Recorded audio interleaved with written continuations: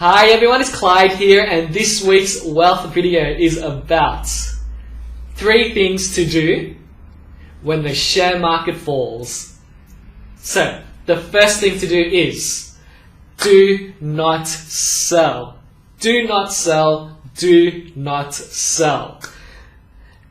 This is very, very, very difficult for a lot of people when the share market falls. And I understand because we're inundated with articles and reports about billions and billions and billions being wiped out on the share market. But when you sell, remember you're turning a paper loss into an actual loss. So do not sell.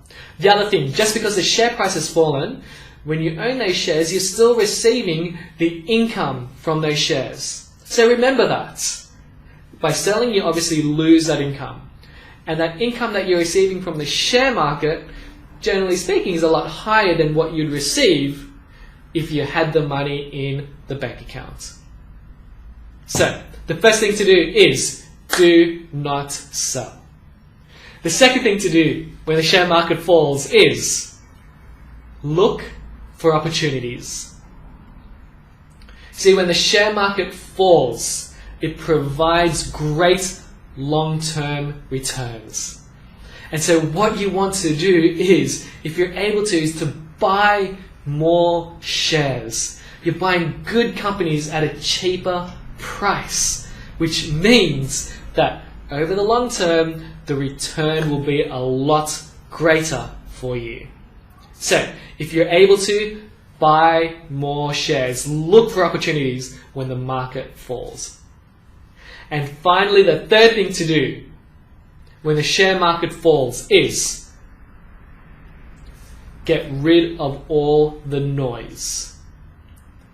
You see, news stations, newspapers love negative news. And when the share market falls, they're focused on the billions and billions of dollars that are being lost in the share market. And when you're listening to that, when you're reading that, it is very, very hard for you to stay focused and stick to your long-term goals.